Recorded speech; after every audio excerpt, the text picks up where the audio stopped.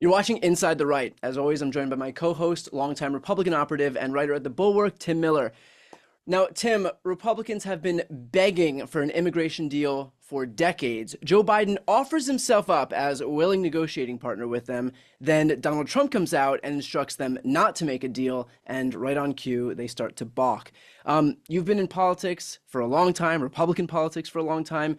I get that they want the issue over a solution, but do you think that people start to see that they're not good faith players on this issue and then it comes back to bite them?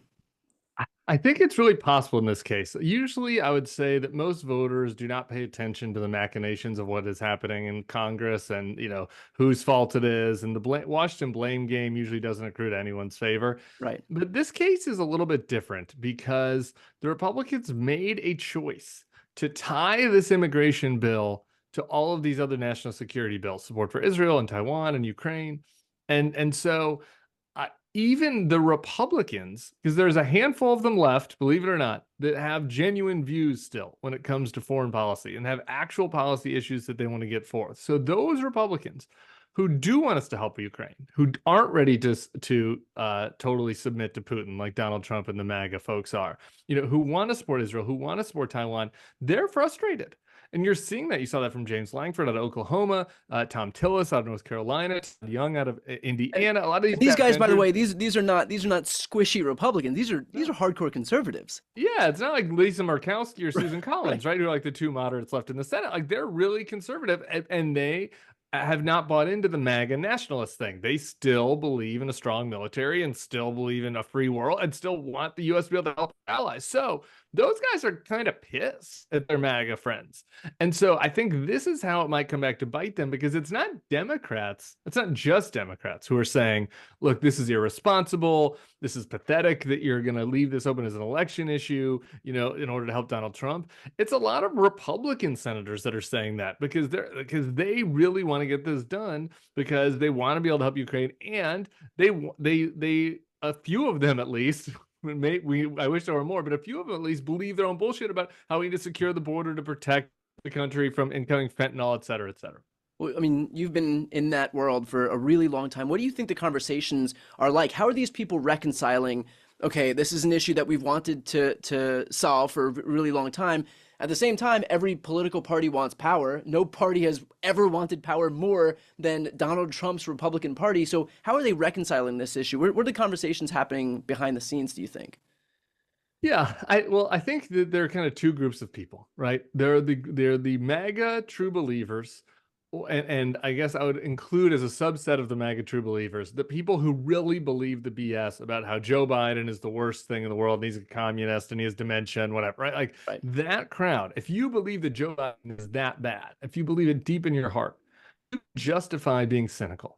You can justify being Machiavellian and saying, guys, we shouldn't do anything with this. But for the senators in particular who know Joe Biden, the ones that have been there for a while, for the Mitch McConnells, the Tom Tillis, as I mentioned, and for these people who like actually kind of think, oh, wait, we have some responsibility. We can't just totally abdicate our responsibilities in an election year, like that argument doesn't hold water for them, right? Like, and so the tensions begin to boil over. And like I said, I think you saw that, you've seen that in some of the interviews.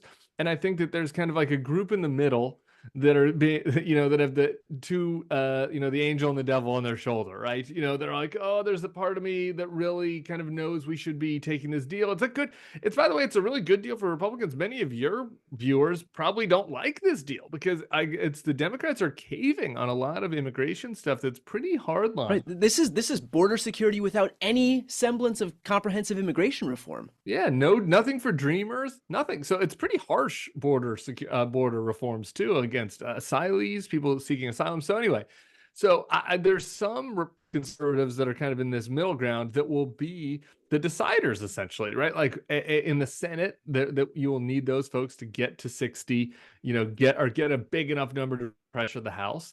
And then I do think that a deal that passes the Senate, I don't want to guarantee it, but if you gun to my head, it does feel like there are enough Republicans that'll go along with it.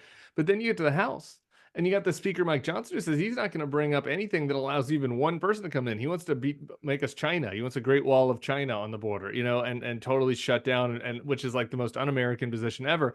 And so then the question is, are there enough Republicans within the House that to work with Democrats Right. to force something? Boy, that's where I get skeptical. I get pretty skeptical that that's going to happen, that there are enough Republicans to do the right thing in the House. But I think that pressure on them is going to play a role here.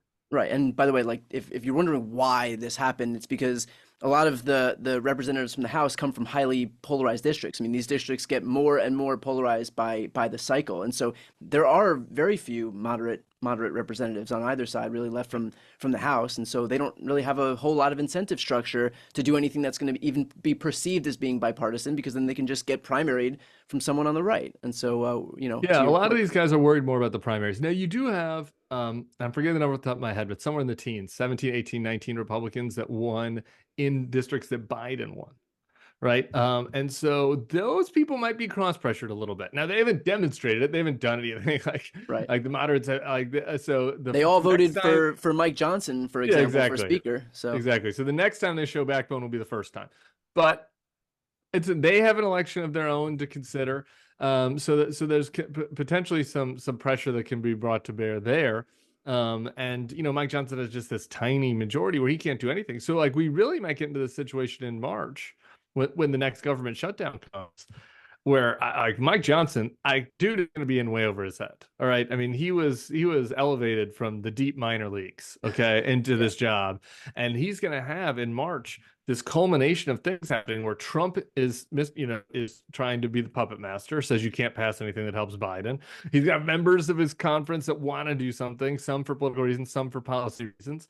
He has a tiny majority. The government shutdown's coming. Ukraine is desperate for military supplies. The border, news is not going to get better. So this stuff's all going to really come to a head over the next 6 weeks or so. Do you think that Republicans kind of learned from their abortion missteps here, where they wailed about, this issue for years, and then they basically became, when they became the dog that caught the car, they just kind of got run over by the car? Don't think about the car is the right metaphor here.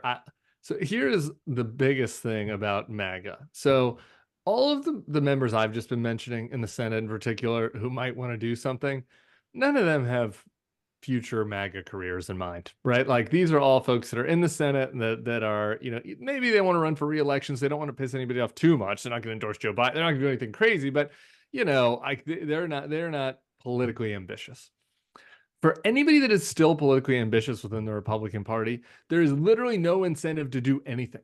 Like it is a nihilistic party at its core. The MAGA base is nihilistic, and if anytime you actually try to solve something, like you're just putting up a kick me sign on your back for Yeah. MAGA, because then they can just be like, well, why did you cave to the libs? Like, why did you give them anything?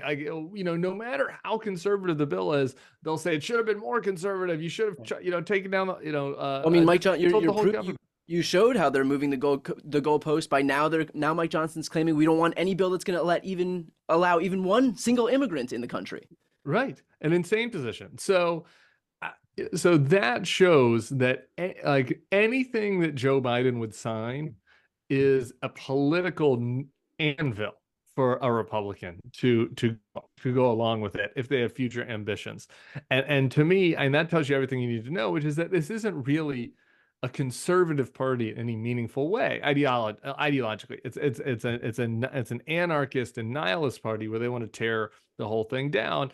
And there's a handful of people, Steve Bannon and others, that are, I think, clear-eyed about this, and a lot of the other ones are kind of pawns in this effort from the far right. As just a quick aside for anybody watching right now, if you want to hear more from Tim, then definitely subscribe to his YouTube channel, which is The Bulwark. I'll put the link right here on the screen and also in the post description of this video. So again, best way to support Tim and his work, go ahead and subscribe. Tim, do you think that a deal is still actually possible, or do you think that once Donald Trump issues his edict, that's it? I think, as I said, I do think a deal is possible in the Senate because the Democrats are in charge, right, of the Senate. They have a majority, so they can decide what comes to the floor. And then the question is, can they pull over 10 Republicans? I think it's tight. But as I mentioned, going back through Langford, Tillis, Young. These are not moderates, right? So if you add on, you assume Romney, Collins, Murkowski goes along with it. If McConnell would go along with it, I think he probably will. He's got his eyes on the exits, So now we're all of a sudden we're up to 7 right there. Can they get 3 other ones? I think that it's possible. I wouldn't call it a slam dunk. Yeah, But the question is, what do you do in the House? And that is going to be the crazy part because Mike Johnson, as the speaker, he could just say, okay, we're not going to bring this up. yeah, But the problem then is that he can't fund the government in March, right? And without the Democrats. So the Democrats gain a lot of leverage in March. And over on that YouTube page you mentioned, I interviewed Jake Auchincloss from Massachusetts, who he's making the case that Democrats need to play hardball up in March and say, to date, they've been bailing out Kevin McCarthy and Mike Johnson because the Republicans are so insane, like they won't even vote to fund the government. And so the only reason it stayed open is that Democrats have like voted with a handful of relatively normal Republicans to keep the government open. yeah. But don't they ultimately benefit the most from a potential government shutdown? I mean, like Republicans have been Republicans. trying to shut the government down for cycle after cycle after cycle. That's an open question, and I think that's really where it comes to: can you get a deal done? That the strategic question is: are the Democrats willing to play hardball here to force it, or do they worry that shutting down the government actually redounds the Republicans' benefit? I don't know, man. I think that in a different time, I would have said absolutely don't even consider this strategy. But the Republicans are so insane right now. I think that really you could make them look very extreme, like to the extent of they are unwilling to even hold a vote. I mean, let's just put it this way, so viewers can really understand. If you just had an up or down majority vote on this immigration deal with Ukraine, with Taiwan, with Israel, with whatever foreign policy stuff, it would pass both houses, like by majority, very clearly. Some of the Democrats might not go against it, some of the squad and some of the more progressive Democrats might not support it because it's too harsh on the border or because of the Israel money. But most of the Democrats would support it. A minority of the Republicans would support it, and it would pass. So the question is not, is there a majority to support it? There's a question is, can you pressure Mike Johnson into actually putting it up for a vote? And that and then we're going back into, okay, but if he does that, then he probably gets stripped of his speaker job, and then we're back where we were like 2 months ago, where the Republicans can't even elect a speaker. So it's really a crazy situation, and we're only in it because the Republicans don't have a governing majority in Congress that is capable of actually doing anything. All right, let's finish off with this. What would you advise the Democrats to do on this issue, given these updates? Yeah, here's the one thing that Donald Trump's right about. It would be a win for Biden to get this done. And the border situation is a problem for him electorally. And I can tell you, even when I was a Republican in good standing, immigration was always a position that was one of the things I was the most liberal on. I always bought into the shining city on a hill thing. So for me, it's even a tough pill to swallow for me. And so I know it's a tough pill to swallow for progressives. But I think just looking at this purely from a political sense, trying to force their hand and getting a deal done is probably a net win for Biden because it takes a little bit of the heat off of him on a humanitarian and political and just functional problem that we're having right now on the border. Short of that, if that is not possible, I think that the Democrats need to make Republicans look as crazy as possible. Yeah. And Republicans are doing a good job of helping them with that, but really just highlighting the fact that there's broadly popular stuff that is not getting passed because Republicans are so enthralled to their hardline, anti-racist wing. And I think trying to emphasize that as much as possible is the next best option to getting a deal done for the Democrats. And even when legislation is put forward that would pass muster with these hardline, crazy members of their base, then they just move the goalpost because ultimately, Exactly. To your earlier point, they'd rather have the issue, they'd rather have the problem to run on than to actually have a solution. Well, we'll obviously stay on top of this issue. Again, for anybody watching, if you want to see more from Tim, go ahead and subscribe to The Bulwark. Again, I'll put that link right here on the screen and in the post description of this video. I'm Brian Taylor Cohen. I'm Tim Miller. This is Inside the Right.